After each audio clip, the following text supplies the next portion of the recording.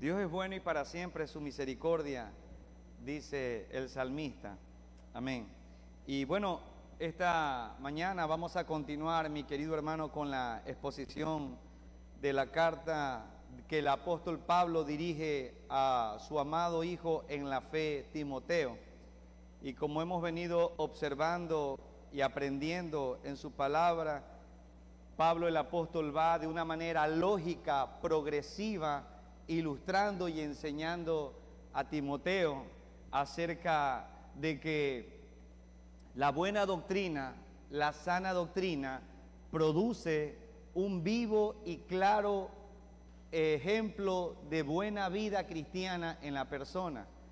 Y una mala enseñanza, una mala doctrina, ¿sí?, o de personas que hablan bien la palabra de Dios, pero que no viven conforme a la sana doctrina, no produce buen fruto ni buen cristiano. La palabra de Dios manifiesta de que esto es algo de dos vías. La Biblia es la sana doctrina y la manera de cómo la vivimos representa lo que estamos aprendiendo cada día, mi querido hermano. Así que yo le invito a abrir la carta a Timoteo, capítulo 2, ¿sí? Capítulo 2, como lo hemos estado estudiando. Y la semana pasada logramos ver en cuanto a lo que Pablo empezó a trascender, a poder orar por las autoridades, porque eso era algo bueno, y eso lo hacía el apóstol Pablo para contrarrestar las creencias que los falsos maestros estaban manifestando en la misma. Recuerden que estos falsos maestros decían que solamente era un grupo selecto y que a través de la genealogía ellos lograron acertar supuestamente de que eran pocos los que podían ser salvos a través de sus falsas enseñanzas. Pero Pablo dice, no, la salvación es para toda la humanidad. Y como les explicaba la semana pasada, si bien es cierto, no todos se salvan, no todos vienen a la fe, sí, pero el sacrificio de nuestro Señor Jesucristo es para toda la humanidad, aquel que cree y recibe en su nombre. También observábamos, mi querido hermano, que eso era bueno y agradable delante del Señor nuestro Dios. Era un deseo de nuestro Dios, por lo cual el apóstol Pablo manifestó que por esa razón hay un solo Dios y un solo mediador, no dos ni tres mediadores, el único capaz de mediar por su autoridad, por su vida santa, pura, su vida perfecta que vivió en esta tierra, es nuestro Señor Jesucristo, quien vivió, murió y resucitó por nuestros pecados. Lo habíamos observado, ¿sí? Y el apóstol Pablo culminó diciendo que por esa causa él había sido constituido predicador y apóstol, ¿sí? Y él decía algo importante, y no miento, les digo la verdad, y también que Dios lo había constituido en maestro de los gentiles en fe y amor. Pero ahora, hermano, el apóstol Pablo quiere pasar del ámbito universal, del ámbito amplio, al ámbito estrecho. El apóstol Pablo ahora se pasa al área local, y una vez que dice, ahora que oraron por todos los gobernantes, etcétera, por los de todo el mundo, ahora vamos al área de la iglesia. Sí, él se mueve de la esfera universal a la esfera local, la iglesia. Y a partir del verso 8, el apóstol comienza a dar directrices concretas sobre el orden del culto y las relaciones dentro de la comunidad de fe, ¿sí? Y el apóstol Pablo se centra no solo en la palabra, sino en la conducta de quienes oran, en la conducta de quienes van a presidir la iglesia, de la conducta de quienes van a orar o dirigir en oración a la congregación. Y eso es lo que Pablo ahora empieza a manifestar desde el verso 8, y vamos a leerlo hasta el verso 15. Y dice, quiero pues que los hombres oren en todo lugar, levantando manos santas, sin ira ni contienda. Asimismo que las mujeres se atavíen de ropa decorosa, con pudor y modestia, no con peinados ostentosos, ni oro, ni perlas, ni vestido costoso, sino con buenas obras, como corresponde a mujeres que profesan piedad. La mujer aprenda en silencio con toda sujeción, porque no permito a la mujer enseñar ni ejercer dominio sobre el hombre, sino estar en silencio. Porque Adán fue formado primero, después Eva, y Adán no fue engañado, sino que la mujer, siendo engañada, incurrió en transgresión, pero se salvará engendrando hijos si permaneciere en fe, amor y santificación con modestia. Cuando usted observa este pasaje, mi querido hermano, Pablo se centra, como les decía, en la conducta ahora de los que oran. ¿Por qué razón? Porque es importante conocer que la conducta y el carácter de los que presiden una congregación, una iglesia, tiene que estar relacionada con lo que ellos hablan, lo que ellos dicen, porque si no se convertirían en netos hipócritas y fariseos, los cuales nuestro Señor Jesucristo también lo manifestó y dijo: hagan lo que los fariseos y escribas enseñan, pero no practiquen lo que ellos hacen, porque hablan una cosa, pero viven otra cosa. Y Pablo también en este ámbito quiere llevar a cabo la rienda de que si alguien va a dirigir la oración en la congregación, que si alguien va a dirigir la iglesia, tiene que vivir conforme lo que enseña. ¿Por qué? Porque el tema de Timoteo es que la buena doctrina trae una conducta aprobada por Dios y agradable delante de los hombres. ¿Por qué razón? Porque dice su palabra: el que haya gracia delante de Dios, haya gracia delante de los hombres. ¿Sí? ¿Por qué? Porque lo que dice, lo vive. Es exactamente lo que Pablo empieza a decir. Ahora, ¿por qué estas preocupaciones del apóstol Pablo y por qué da estas directrices de esta manera? Ahora, ¿por qué dedica el apóstol Pablo una cantidad de tiempo tan exorbitante a las mujeres en comparación con la del hombre? Porque está hablando el resto del capítulo más hacia las mujeres que hacia los hombres. Y como el propósito de esta carta, la cual habíamos manifestado desde un inicio en estas sesiones que hemos tenido, sí, como el propósito de la carta lo dice, la razón primordial es porque en la iglesia habían falsos maestros, falsos hombres de Dios, agentes de Satanás disfrazados para poder corromper la sana doctrina dentro de la iglesia.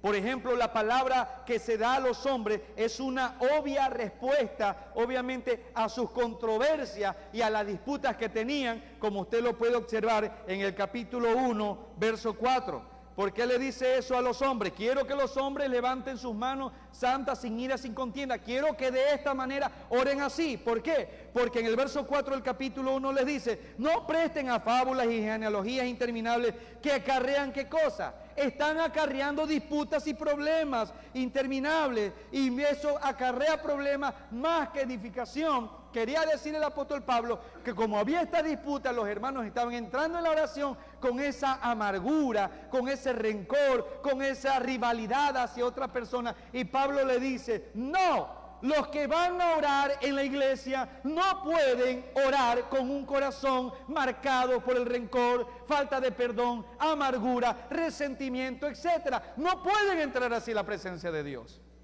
Eso es lo que el apóstol le está diciendo en el verso 1.4, capítulo 1.4.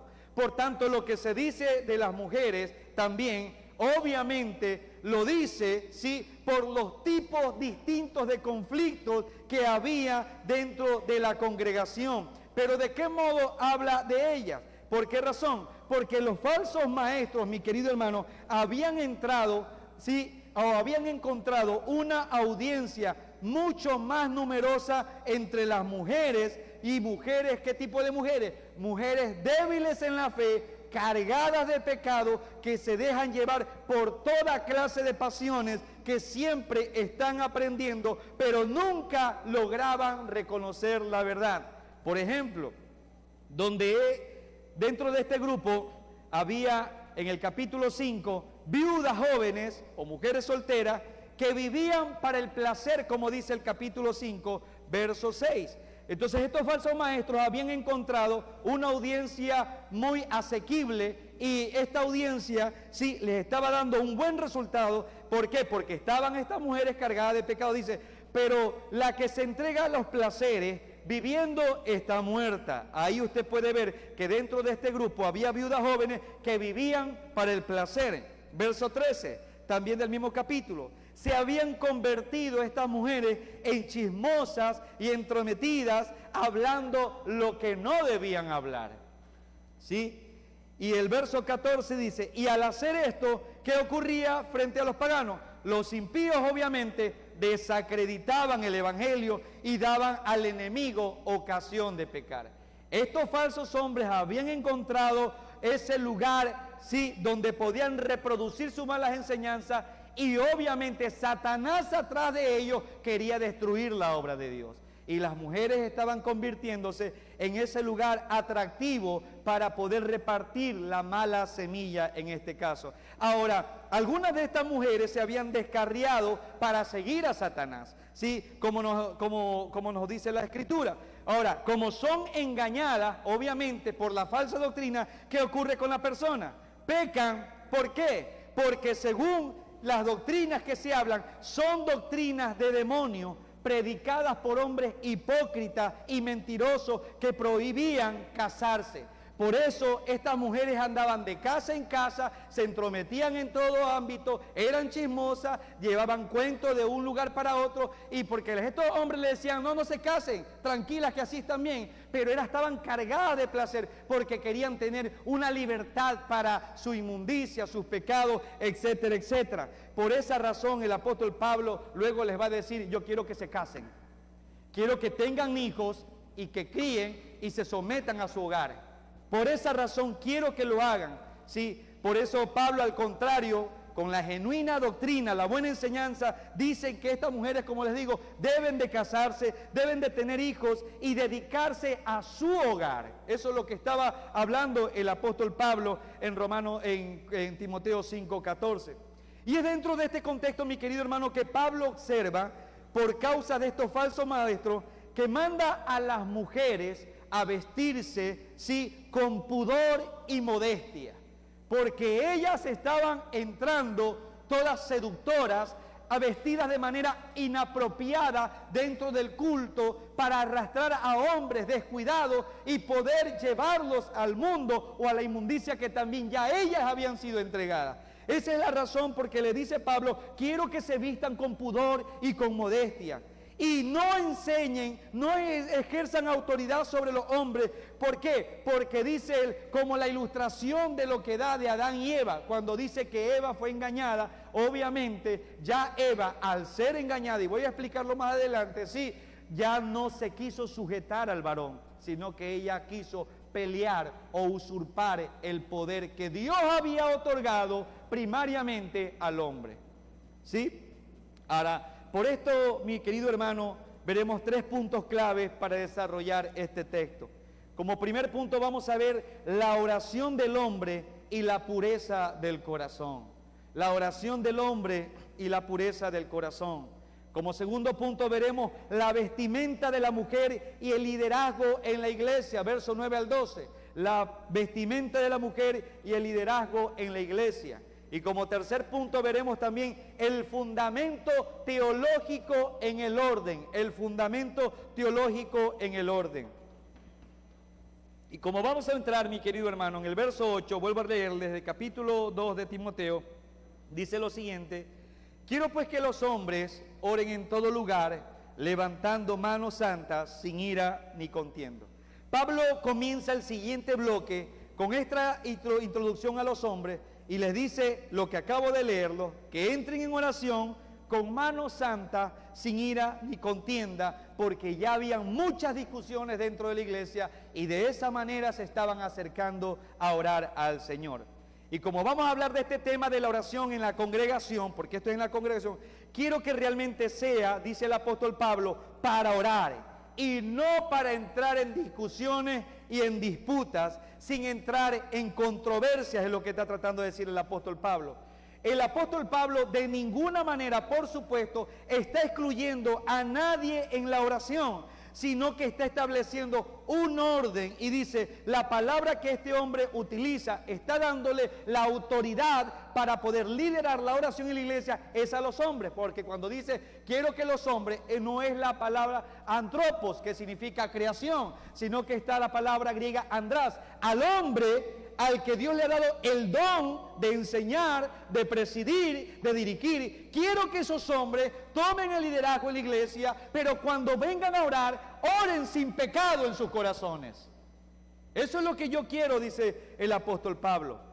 Pablo está instruyendo a los líderes masculinos en la iglesia a guiar en la oración pública, pero no de cualquier manera. Tú no puedes presentarte a Dios de cualquier manera, mi querido hermano. La oración debe de venir de un lugar o un corazón de santidad y lleno de paz, unas manos que se purifican antes de orar, que no están manchadas por la ira o disputas o resentimientos, sí, que eran consideradas pecados típicos de los falsos maestros, mi querido hermano.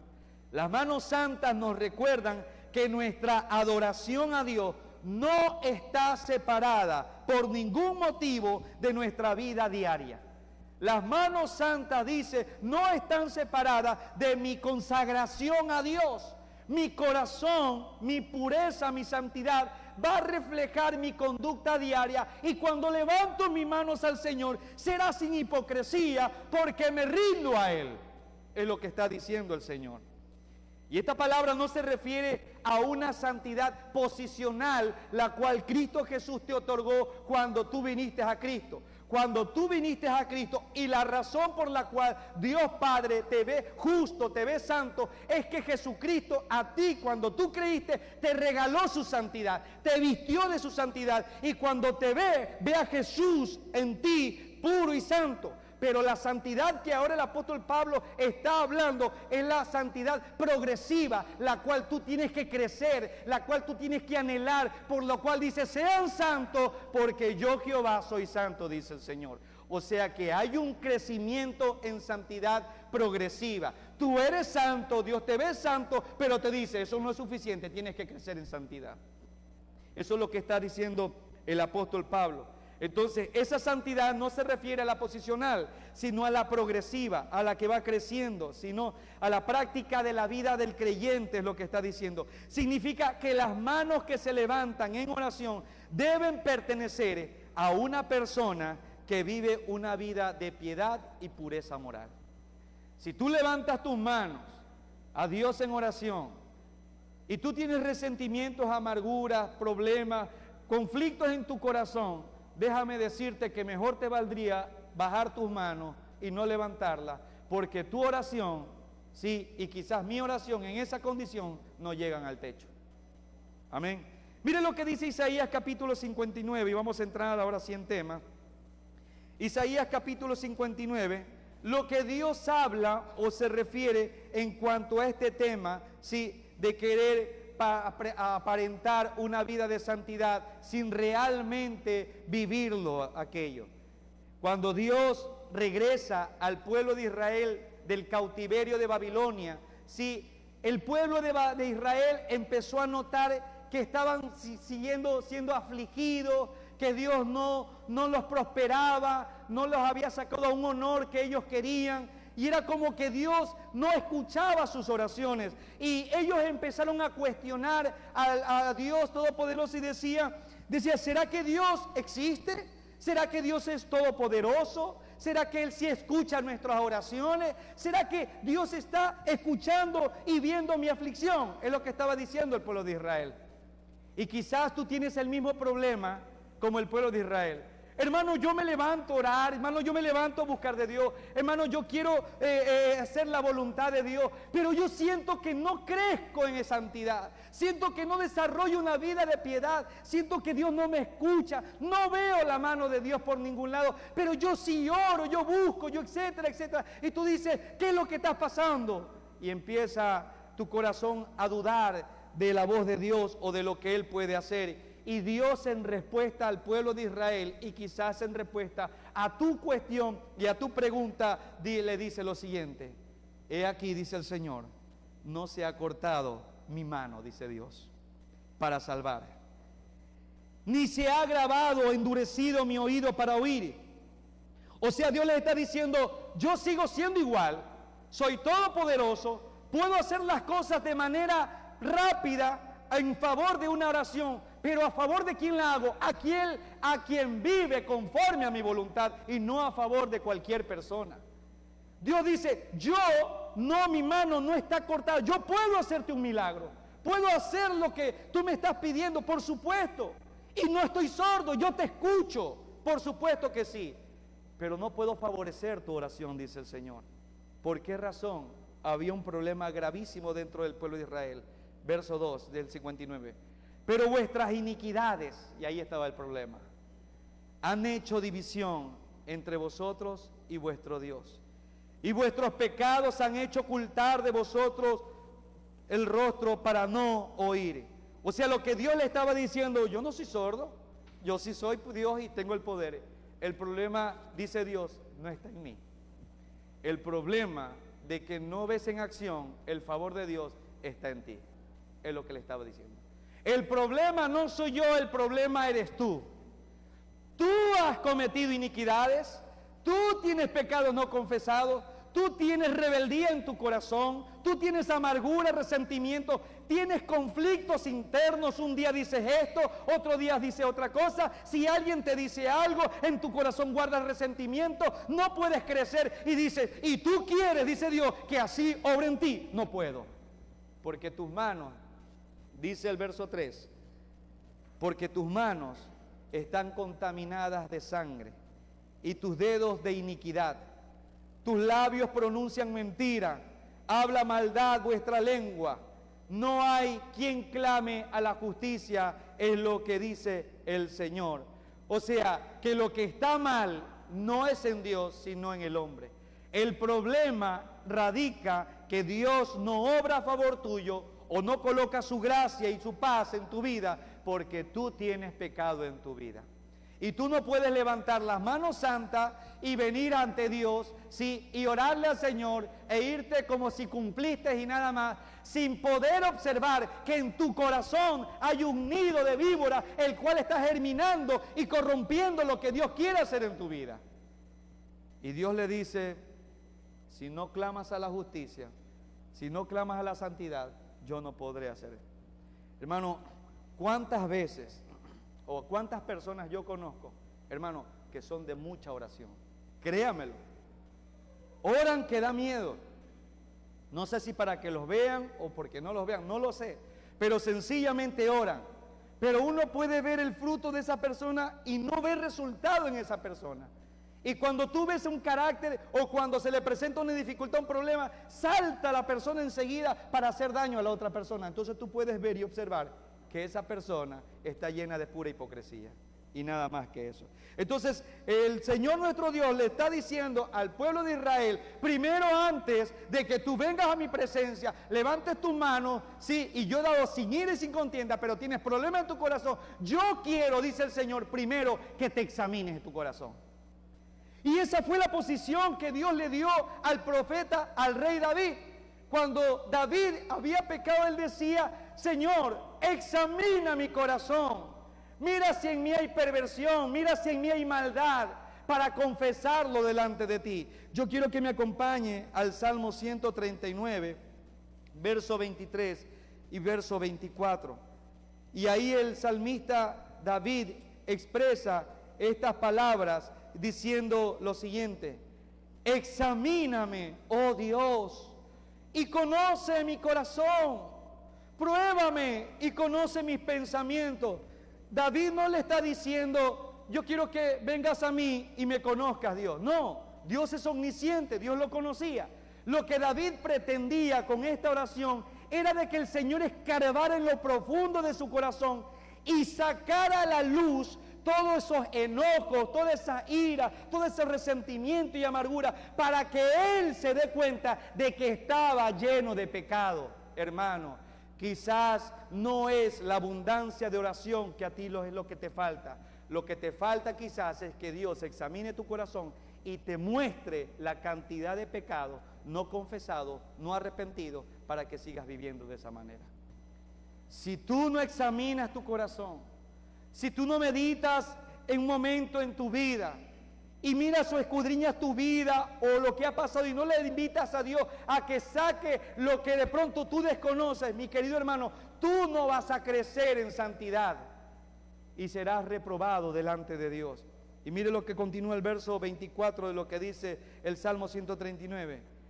Y ve si hay en mí, ese era el propósito, camino de perversidad, y guíame en el camino eterno. Usted debe pedirle a Dios que le muestre que en qué está fallando, qué pecado oculto tiene, que no le permite disfrutar de la correcta relación de bendición con Dios. Porque es ilógico que usted diga que ora, que busca, que lee la Biblia, pero no tiene paz.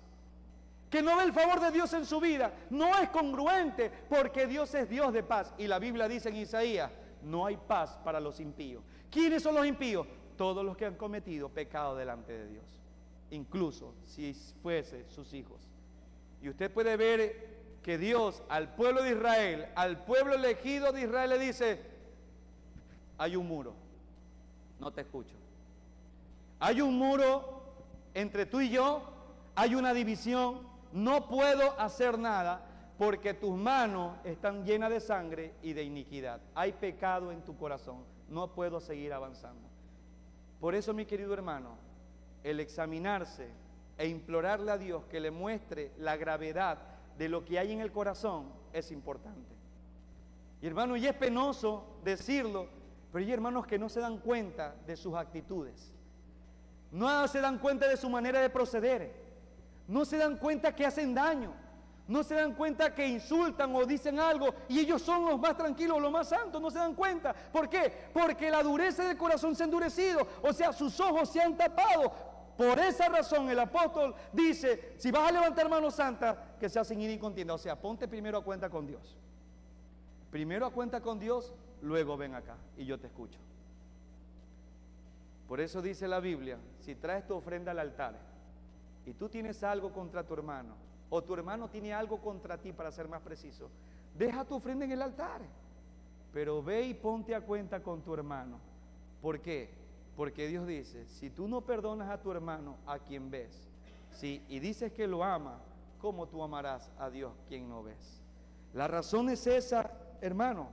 Por eso el apóstol Pablo le dice a Timoteo que los hombres levanten sus manos, sí, pero ¿de qué manera? Santa, sin ira y sin contienda, sin nada en el corazón que impida una correcta comunión con Dios. Es lo que estaba diciendo el apóstol Pablo. Entonces podemos ver, sí, el primer punto, mi querido hermano, de lo que el apóstol Pablo estaba manifestando, que la oración del hombre y la pureza del corazón tiene que ser en conjunto en su vida. No puedes levantar tus manos en oración o dirigirte a Dios en oración si tu corazón está lleno de iniquidad y de pecado, mi querido hermano. Entonces, como segundo punto, sigamos leyendo 1 Timoteo y vamos a ver del 9 al 12 lo que dice el apóstol Pablo. Y ahora se dirige a las mujeres y le dice: asimismo, que las mujeres, sí, se atavíen de ropa decorosa, con pudor y modestia, no con peinados ostentosos, ni oro, ni perlas, ni vestido costoso, sino con buenas obras, como corresponde a mujeres que profesan piedad. La mujer aprende en silencio con toda sujeción, porque no permito a la mujer enseñar ni ejercer dominio sobre el hombre, sino estar en silencio. Ahora el apóstol Pablo habla de la vestimenta de la mujer y el liderazgo en la iglesia. Como Pablo a continuación dirige su atención a las mujeres, y aquí es donde la conversación se pone un poquito más delicada, pero es fundamental entender el contexto y el propósito que el apóstol Pablo tiene en todo esto. Y quiero decirle que en Éfeso la ostentación y el lujo no solo eran un signo de riqueza, mi querido hermano, sino también en muchos casos estaban ligados a la inmoralidad sexual de los cultos paganos. Pero más allá de lo que ocurría en lo externo de la iglesia, era lo que estaba pasando dentro de la iglesia, y era que las mujeres que decían ser cristianas se estaban rebelando contra Cristo, se estaban, sí, rebelando contra el Señor, y se dejaban llevar de toda clase de pasiones, es lo que estaba diciendo el apóstol Pablo. Ya no había motivos puros para que se arreglaran en su forma de vestir, sino que ellas ahora estaban vistiéndose con un propósito que no era adorar al Señor, sino ir a robar miradas de la iglesia, dentro de la iglesia. Eso es lo que estaba ocurriendo. Se estaban vistiendo de una manera indecorosa, de una manera inapropiada, y ya la manera o la razón de ir a la iglesia no era sencillamente adorar a Dios, querían llamar la atención sobre sí mismas. Había orgullo y había rebeldía de ellas en el corazón. Hermano, había un deseo de provocar a los hombres para que las pudieran halagar y llamar la atención de ellas. Por eso el apóstol Pablo dice, quiero que las mujeres se atavíen, y esa palabra ataviar implica en el griego cosmos, que significa orden o arreglo. Pablo no les prohíbe el adorno, como la diadema, etcétera, etcétera, sino que el apóstol Pablo lo regula. El atavío de una mujer debe de reflejar un orden y un carácter piadoso, no una ostentación. Y quiero decirles, por ejemplo, que había mujeres dentro de esta congregación que eran muy adineradas, que incluso se compraban vestidos hasta de 7,000, 8,000 denarios. Y usted dice, bueno, 7,000, 8,000 denarios, pero usted piense, el jornal de un trabajador de aquel tiempo, del día, era un denario. O sea que estas mujeres se compraban vestidos de 7,000 días de trabajo de un pobre hombre. Y en esos vestidos tenían perlas preciosas entretejidas, se hacían diademas con oros y piedras preciosas y se las ponían, se pintorregiaban lo que más podían para entrar a la iglesia y llamar la atención. Cosa que cuando era el culto de oración, el momento de la oración, todo el mundo desviaba la atención y decía, wow, qué mujer tan hermosa. Y eso era lo que estaba ocurriendo allá. O sea, había problema porque ya no se concentraba la adoración a Dios, sino a estas mujeres.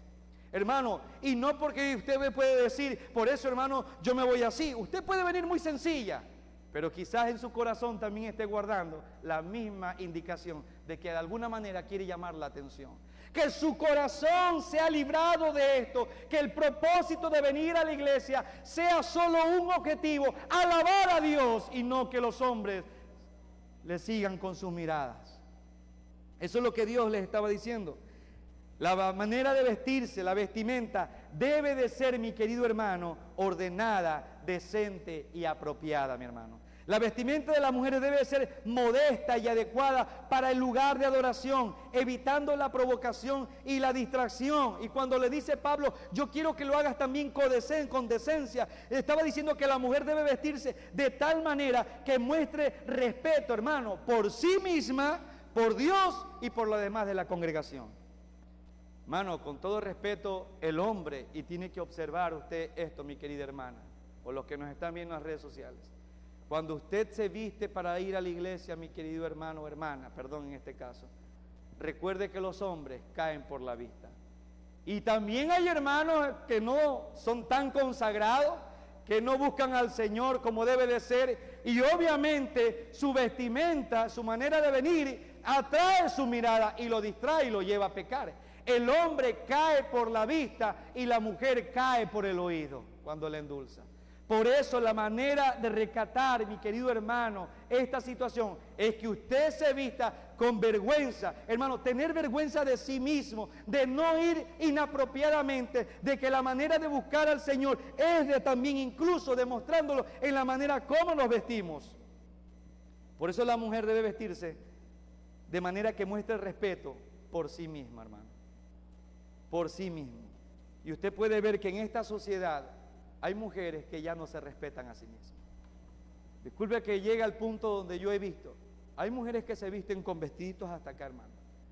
¿Y qué ocurre en la calle? Están que se bajan, que se van. Y yo digo, si te gusta ese vestido, ¿sí? Y te encanta llamar la mirada, ¿para qué estás a cada rato? Entonces no te lo pongas. ¿Cuál es el problema? Que ella se siente incómoda, pero quiere llamar la atención. Y mi querida jovencita que eres soltera, llama la atención por tu buen corazón, por tu devoción a Dios, al hombre que de pronto tú quieres que sea para ti, sí, si Dios lo permite, y no por la manera de vestirte, porque vendrán a ti por lo que tú estás exhibiendo por fuera, pero no por la verdadera razón, el corazón. Esa es una de las razones por las cuales las hermanas deben de aprender a vestirse acá. Mi hermano, Pablo no prohíbe la belleza, ¿sí?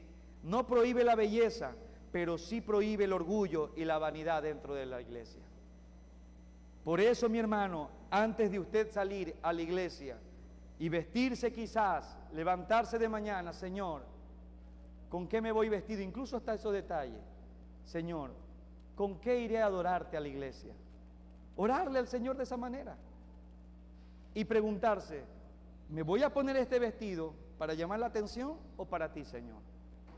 Y es ahí donde usted va a evaluar muchas cosas en su vida. Y como les digo, Pablo no prohíbe la belleza, pero sí el orgullo y la vanidad. Y el punto de Pablo es que el verdadero adorno de una mujer cristiana no es lo externo, no es lo que exhibe, sino lo interno, lo que está diciendo el apóstol Pablo. Su verdadera belleza, lo que realmente debería llamar la atención, no es su manera de vestir, sino sus buenas obras. Esto es un llamado a un carácter piadoso, regulado por Dios, que se manifiesta en la humildad y el servicio a Dios, y no en la búsqueda de la atención superficial, hermano. Y bajo ningún motivo le estoy diciendo que la mujer no se peine, no se vista, o no se maquille, o no se ponga un aretito, y póngase falda larga hasta acá, y como dicen algunos, manga larga hasta por acá. No, mi hermano. Vístase, pero vístase decorosamente. Hay un lugar para hay una manera de vestirse para cada lugar, mi hermano.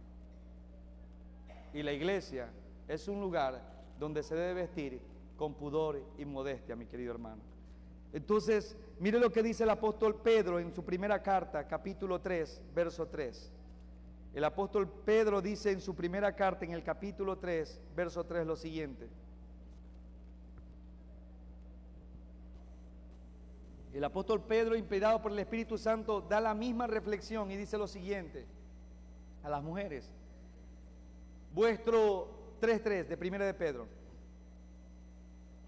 Vuestro atavío no sea el externo de peinados ostentosos, de adorno, de oro o de vestidos lujosos, sino el interno, el del corazón, dice el apóstol Pedro, en el incorruptible ornato de un espíritu afable y apacible, que es de grande estima delante de Dios. Y él dice la razón. ¿Por qué?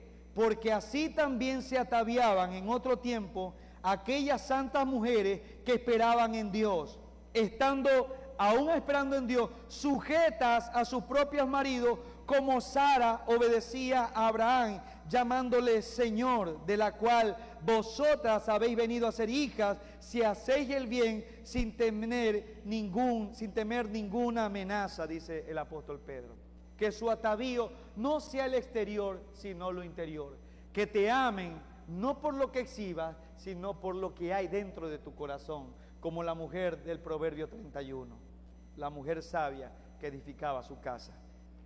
Las mujeres que creen que en el Señor deben vestirse con cosas mejores, como las buenas obras, que entre otras se definen como criar hijos, dice el apóstol Pablo, que administren bien su hogar. Esas son las cosas que van a realzar realmente una buena crítica en las personas. Y esto es lo que produce la sana doctrina, mi amado hermano. Cuando hay una buena exposición, cuando hay una sana doctrina, la conducta que corresponde a mujeres que profesan servir a Dios, no a aquellas que se conducen de un modo impúdico o indecente con el propósito de seducir, será lo que caracterice a ellas. ¿Por qué? Porque ellas se dedicarán a su hogar y dedicarán a que este hogar sea bien administrado y a criar bien a sus hijos. Pablo le dice a estas mujeres, atavíense de tal manera que las buenas obras sean las que reflejen el carácter de Cristo sobre ustedes. Y recuerde, mi querido hermano o mi querida hermana, que es Cristo la razón por la cual estamos aquí y no ninguna otra. Ahora Pablo le dice en el verso 11 y 12, dice lo siguiente: la mujer aprenda en silencio con toda sujeción, porque no permito a la mujer enseñar ni ejercer dominio sobre el hombre, sino estar en silencio. Y aquí habla de la sumisión y la autoridad de la mujer. Y ahora llegamos a lo más debatido, hermanos, por supuesto, que la mujer debe de aprender en silencio con toda sujeción. Primero, hermano, el verbo aprender es la clave para todo este desarrollo.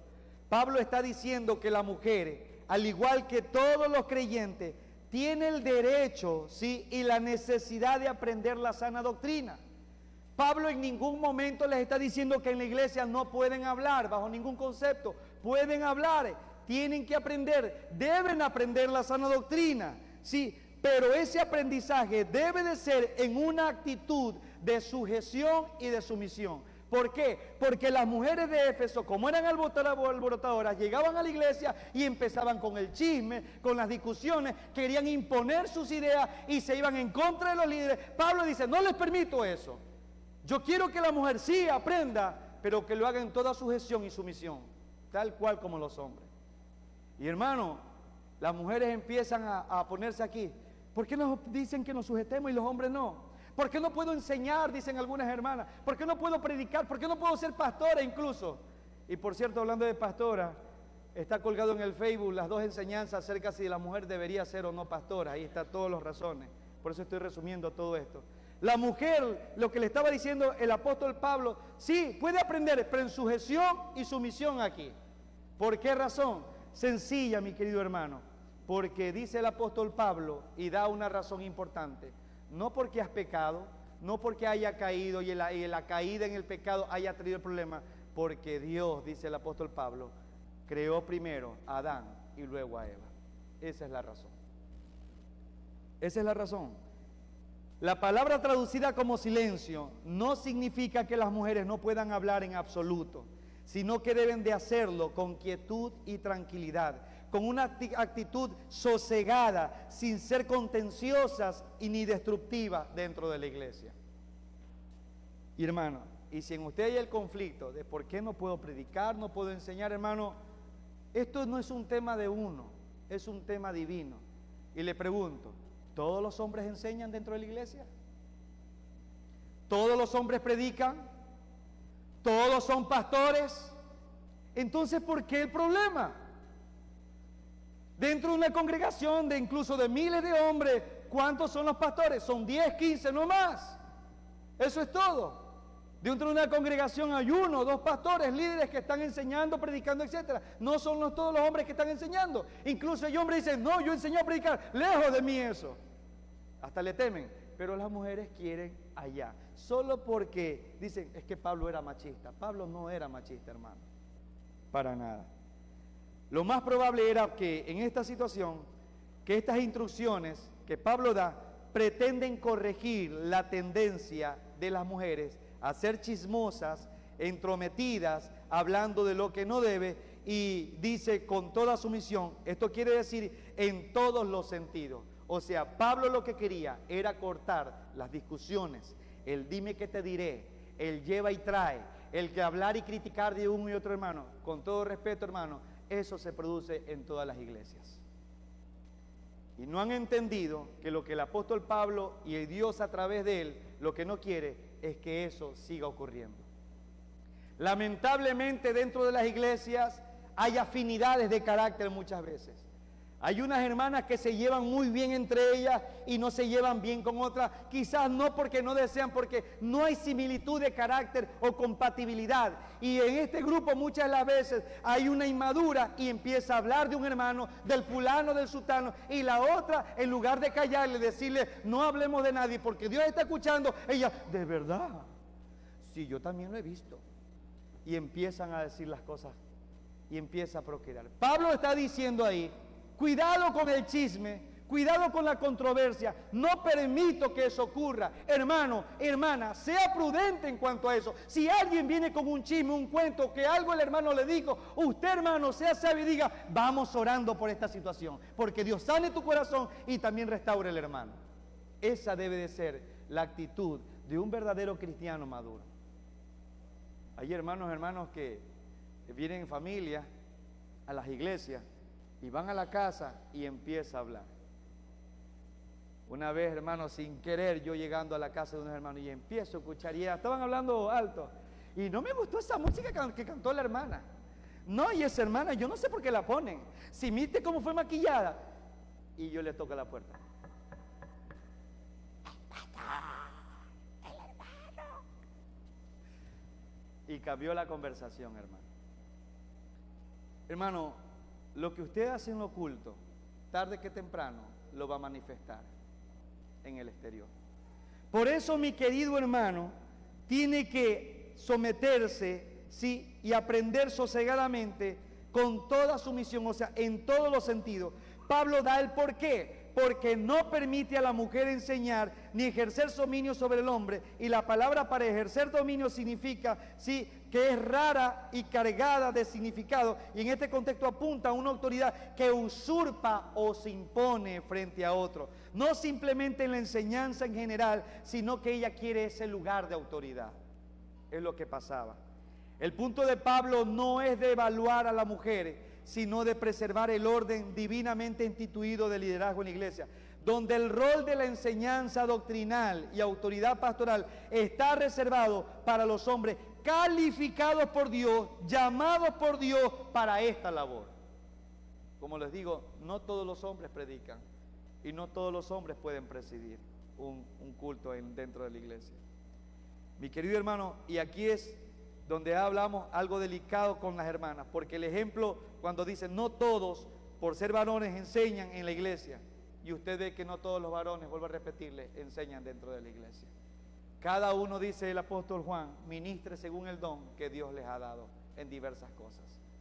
Mi querido hermano, ese era el problema que había acá. Entonces el apóstol Pablo dice, no permito a la mujer enseñar ni ejercer dominio sobre el hombre. Hay tres motivos por los cuales la gente empieza a criticar este pasaje. Uno dice, es que Pablo hablaba esto porque era machista. No era machista. Es que Pablo dice eso porque en la iglesia de Éfeso había mujeres que las mujeres no eran educadas. Eso no es cierto. Había mujeres dentro de la iglesia de Éfeso que eran educadas intelectualmente, que tenían prominencia en lecturas, etcétera, y tenían cargos públicos muchas veces. Pablo lo decía. Pero Pablo no le dice sencillamente por machismo, porque no eran educadas. Pablo da una razón trascendente por la cual la mujer no puede ejercer autoridad dentro de la iglesia. Y Pablo dice, el verso 13, porque Adán, dice el apóstol Pablo, fue formado primero y después Eva. Hermano, usted no puede entrar en una discusión con esto, con este tema, que esto fue por causa de la caída, incluso que muchos dicen, hermano. Y yo quiero refrescarle la memoria de la jerarquía que hay en la Trinidad. El Padre es Dios, el Hijo es Dios, el Espíritu Santo es Dios, pero ninguno de ellos dice ser superior el uno al otro. O el Hijo no es mayor que el Padre y el Padre no es mayor que el Hijo.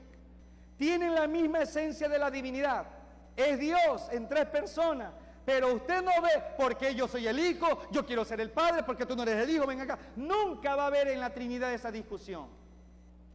Dios nos está mostrando, y el apóstol Pablo está mostrando, que incluso en la Trinidad hay orden en cuanto a ello.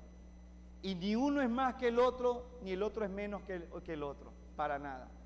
Dios Padre, Dios Hijo y Espíritu Santo tienen una perfecta armonía en cuanto a su jerarquía, mi querido hermano. Ahora, ese mismo orden, el apóstol Pablo lo trae en Génesis capítulo 2. Y yo quiero que me acompañe a Génesis capítulo 2. Y Dios trae este orden también aquí. Y este es el fundamento teológico del orden que Dios da a través de los versos 13 al 15. ¿Por qué Pablo establece el orden? No por un prejuicio cultural, sino por el fundamento teológico profundo. Porque Adán, dice él, fue creado primero y después Eva. Génesis capítulo 2, verso 7. Una vez que el hombre es colocado, dice, entonces Jehová Dios, dice ahí, el verso 7, formó al hombre del polvo de la tierra y sopló en su nariz aliento de vida, y fue el hombre, ¿qué cosa? Un ser viviente. Y Jehová Dios, verso 8, plantó un huerto en Edén, al oriente, y puso allí al hombre que había formado. Y Jehová Dios había hecho todo árbol delicioso a la vista, buena para comer también, y el árbol de la vida en medio del huerto, y el árbol de la ciencia del bien y del mal. Ahora vamos al verso 15. Tomó pues Jehová Dios al hombre y lo puso en el huerto del Edén para que lo labrara y lo guardase. Y mandó Jehová, hay una orden aquí de parte de Dios, ¿a quién? ¿A Eva Usted observa el pasaje, ¿a Eva o a Adán? Adán. ¿Por qué razón? Eva todavía no estaba.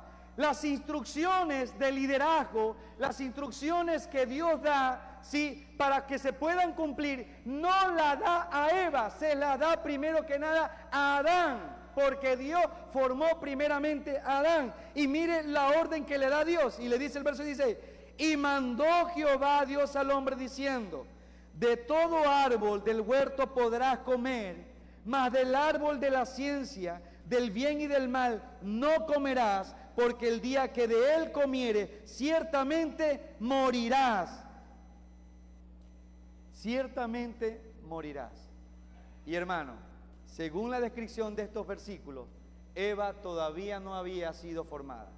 Luego dice que no se halló ayuda idónea para Adán, y mire lo que dice el verso 18, no es bueno, dijo Dios, ¿sí?, que el hombre esté solo, le haré ayuda idónea para él. Y usted sabe el relato que Dios durmió al hombre y sacó de la costilla a la mujer y la trajo así. Luego de esto, mi querido hermano, ¿qué ocurrió? Adán se supone por el mandato divino que Dios le da que no coma del árbol. Cuando crea a Eva, no vemos a Dios que la toma a Eva. Eva, ven acá conmigo a hablar conmigo. Le dice Dios, mira, yo creé a Adán primero, le dije a Adán que no coja de ese árbol. Dios no dijo una palabra sobre eso a Eva, porque se suponía que quien tenía que guiar, enseñar, ilustrar a Eva era el mismo Adán. Entonces se supone que Adán le instruyó a Eva, pero Satanás ve que Eva estaba descuidada en este asunto y le ofrece comer de este árbol. Y la pregunta es, ¿quién fue el que come del árbol primeramente? Eva. Pero ¿por qué Dios llama la atención a Adán? Porque el liderazgo, mi hermano, recaía sobre el hombre. El responsable de la caída de Eva era el propio Adán. Por eso es que dice Romanos 5:12 que así como por el hombre entró el pecado, así pasó la muerte. ¿Por qué no dice por la mujer? Porque la responsabilidad recaía sobre el hombre. Si usted cree, mi querida hermana, el que me está viendo en redes sociales, cree que es injusto lo que Dios ha hecho, también entonces le digo, por mí yo le entrego todo, pero usted también tiene que ser responsable de todo lo que yo hago. Y tendrá que darle cuenta a Dios. Usted ve que a quien llama a cuenta a Dios no es a Eva, sino a Adán primariamente. Claro, la mujer pecó y falló y también le trae responsabilidad a Dios, pero Dios llama al hombre a que dé respuesta en cuanto a lo que había pasado y pecado.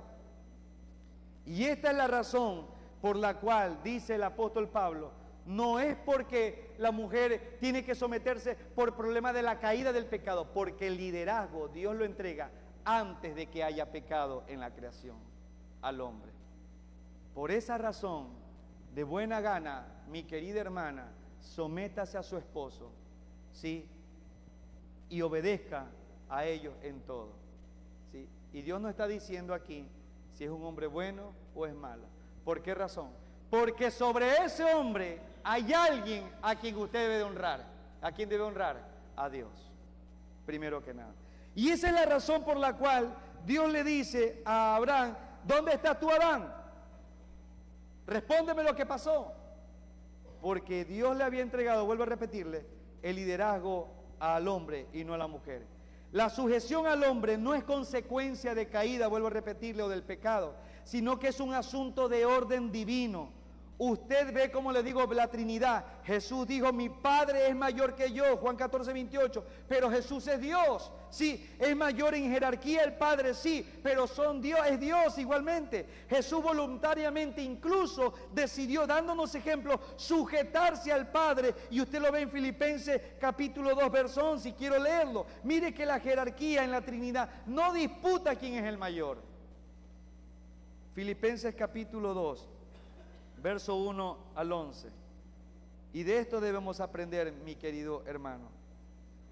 Dice el apóstol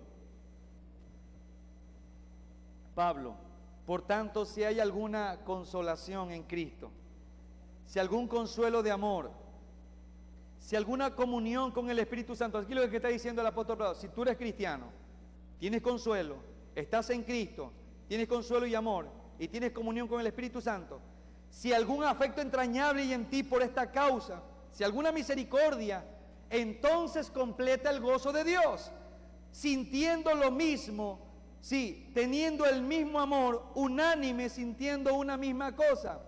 Y dice el apóstol Pablo, no hagas nada por contienda o por vanagloria. No lo hagas. Antes bien con humildad, estimando cada uno a los demás como superiores a él mismo, mi hermana. Este llamado de someternos a los unos a los otros es universal para hombres y para mujeres. No mirando cada uno por lo suyo propio, sino cada cual también por lo de los otros. Y dice ahí, haya pues en vosotros este sentir que hubo también en Cristo Jesús, el cual siendo en forma de Dios, no estimó el ser igual a Dios como cosa que aferrarse, sino que se despojó a sí mismo tomando forma de siervo, hecho semejante a los hombres, y estando en la condición de hombre, se humilló a sí mismo, haciéndose obediente hasta la muerte y muerte de cruz. Jesús tuvo ese mismo deseo, y Pablo dice, tengan esa misma actitud. Jesús es Dios, pero Él decidió voluntariamente someterse al Padre. Y por someterse al Padre, ¿era menos Dios? De ninguna manera. La caída, mi querido hermano, cuando habla la Biblia, en el verso 14 de Timoteo, dice lo siguiente, y Adán no fue engañado, sino que la mujer, siendo engañada, incurrió en transgresión. Esto no significa que Eva sea más pecadora que Adán, para nada.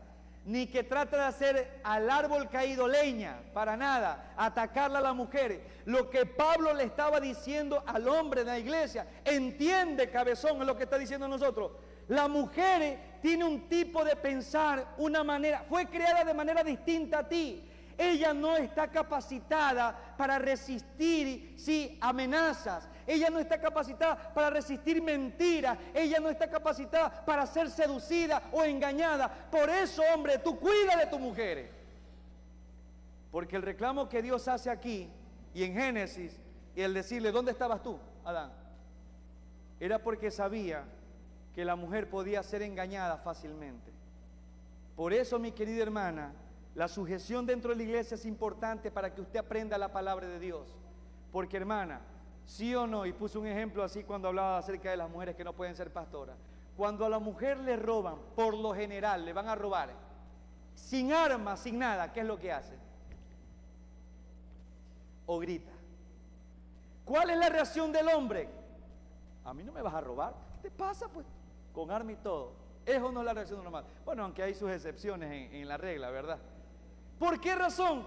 Ahí usted está demostrando cuál es el carácter de la mujer. Sí, la mujer no tiene, Dios no la creó para discernir en este caso una mentira de una verdad. Y no es que usted sea tonta, hermana, con todo respeto, usted es superior en muchas cosas, tiene una capacidad tremenda, hermana. Pero en este tipo de cosas necesita liderazgo. Ha ocurrido a veces, hermano, una vez ocurrió, me contaba alguien, llegaban esos hombres que vendían oro, cambiaban cositas por dinero, oro, cosas, y llegaba ahí. Y llegó esta gente en las carretillitas, ay, cambiamos por sus joyas, etcétera, comida, plata, lo que sea. Y empezó este hombre a endulzarla a la mujer, y se le estaba llevando los anillos de boda. Y le estaba haciendo engañada. El hombre, el esposo estaba como que dormido y se levanta. Bueno, ¿qué está pasando aquí? No, mijito, es que mira, me dio esta vajilla, me dio esto de aquí, y estamos ganando, déjalo que... Oye, esos anillos son de oro, oye, ven acá. El hombre no se dejó engañar porque sabe la malicia que hay. Por lo general una mujer ignora muchas malicias. Esa es la razón por la cual Dios dice, no permito, mujer, porque tu naturaleza, tu creación no fue para liderar, fue para que tú seas ayuda del hombre. Por eso el hombre debe ser tu líder, guiándote, cuidándote, protegiendo en todo momento. Lo dice la palabra. No es razón de que usted no tenga la capacidad a la final.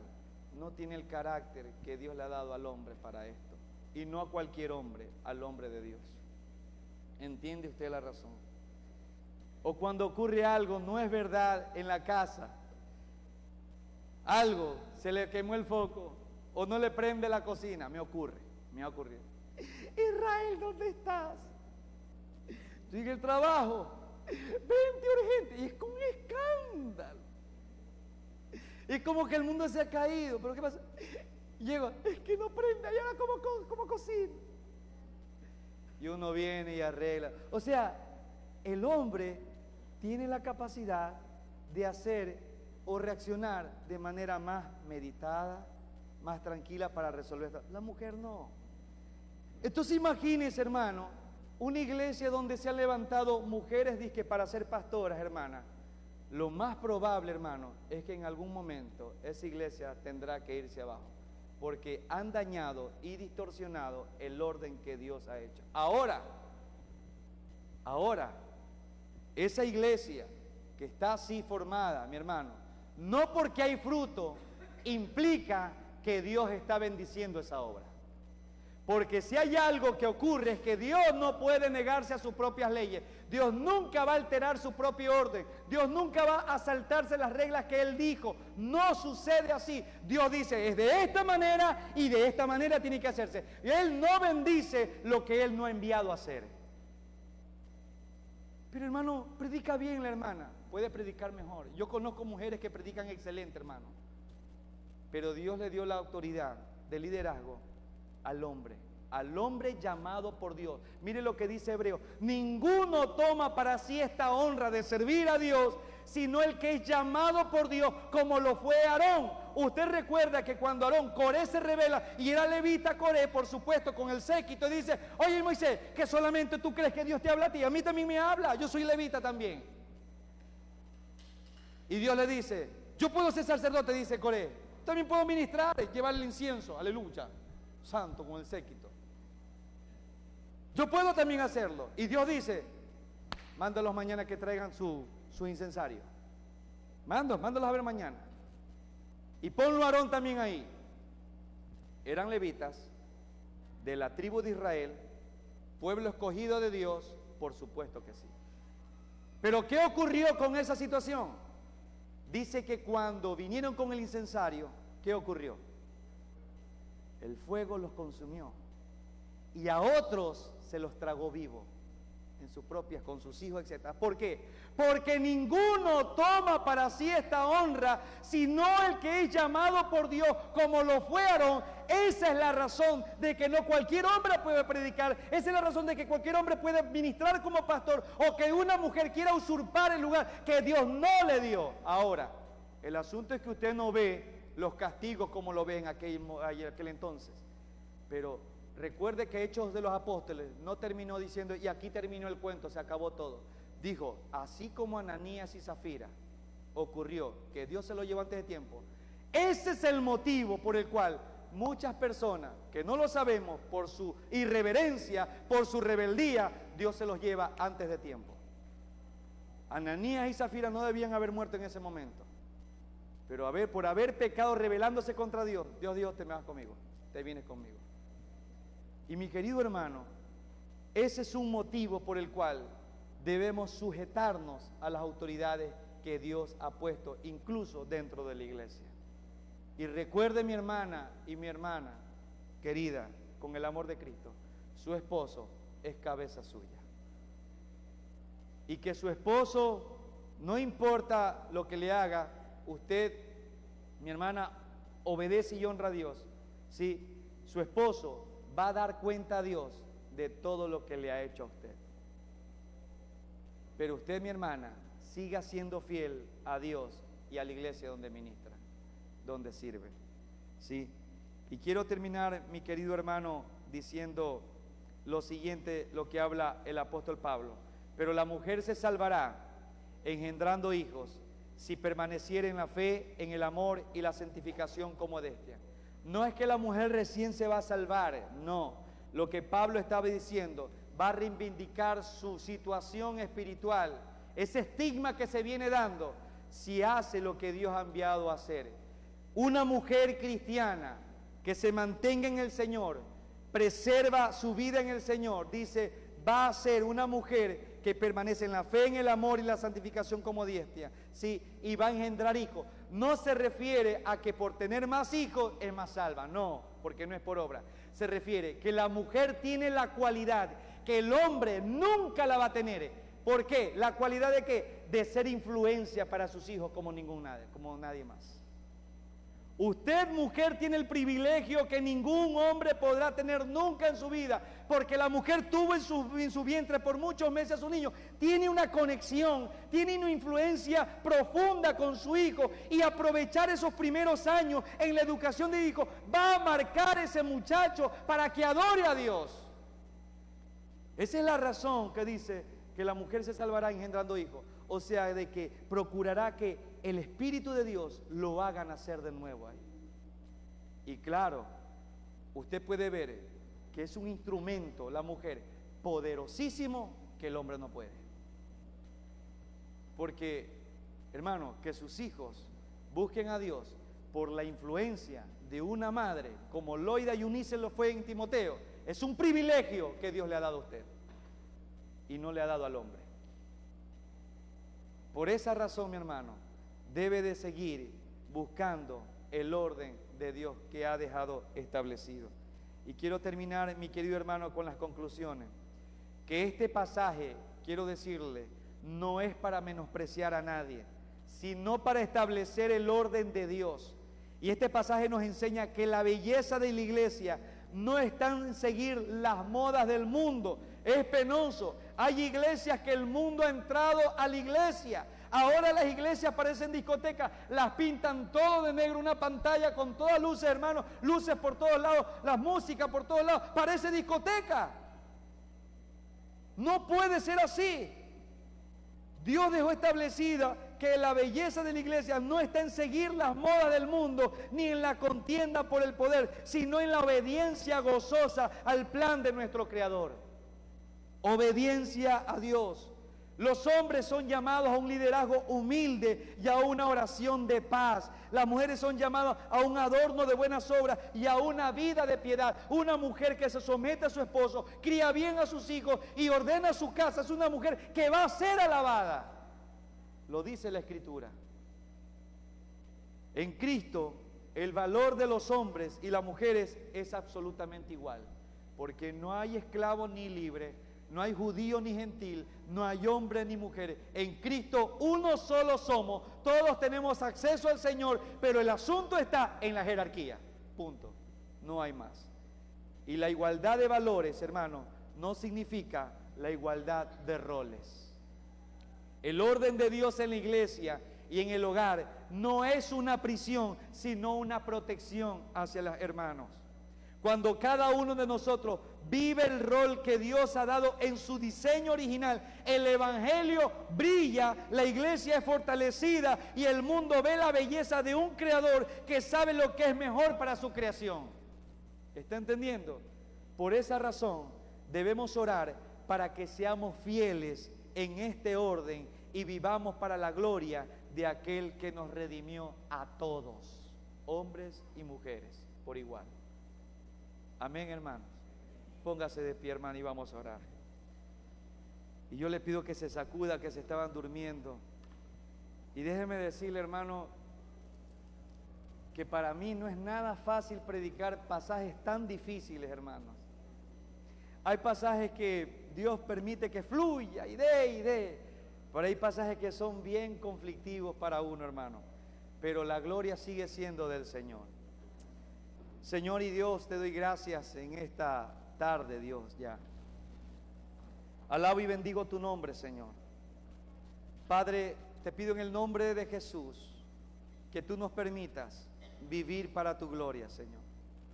Sigue enseñándonos, Dios, con tu dirección, Espíritu Santo, lo que tú deseas para tu iglesia, lo que tú realmente quieres que sea la iglesia, Señor, a través de tu palabra. Que podamos, Señor, mostrar a Cristo a través del orden que tú dejaste en la iglesia, Señor.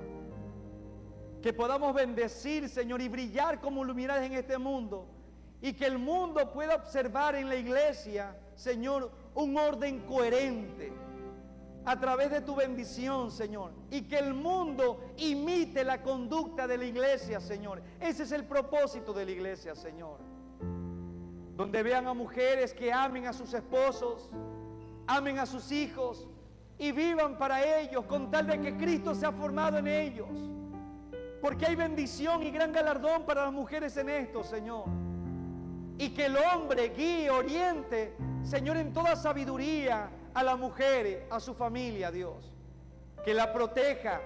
Y que así como Cristo se entregó por la iglesia, así es el ejemplo que tú nos dejas a nosotros, Señor. Que el hombre se entregue sacrificialmente por su mujer, porque esto es correcto y bueno. Porque esto es lo que tú nos enseñas, Jesús. Porque esto es lo que tú nos has dejado establecido, que así como Cristo amó a la iglesia de manera sacrificial, el hombre también viva para ella sacrificialmente, Señor. Y que la trate como a vaso más frágil en toda sabiduría, Señor, y entendimiento. Señor, quita todo error de nosotros. Quita toda falsa enseñanza, Señor, de este púlpito, Padre amado Dios. Levanta corazones, Señor amado Dios, Padre, que amen tu obra, que respeten tus mandamientos, Señor. Hombres que sean santos, que levanten manos santas sin ira, sin contienda, Dios. Hombres que representen la grey de Dios por tu llamado divino, por tu poder, Padre amado Dios. Renueva el corazón de cada uno, Padre. Renueva y levanta hombres, Dios, que podamos ellos juntos, Dios, colaborar en el crecimiento de la iglesia. Y si hay, Señor, resentimiento, amargura o algo que estorba en el corazón, Señor, y no me permite orar con libertad y no ver tu mano, Dios, arráncalo de mi vida, Dios, identificándolo primeramente, Jesús, confesándolo, Señor, y arrepintiéndome de mi pecado, Señor. Quiero conocerte, Jesús, cada día más. Quiero entablar una amistad profunda contigo, porque en ti hay sabiduría y los que te obedecen sabiamente, Dios, tienen bendición, Señor. Bendice a tu iglesia, Jesús. Bendice este lugar, Señor. Bendice los hogares de mis hermanos, Señor.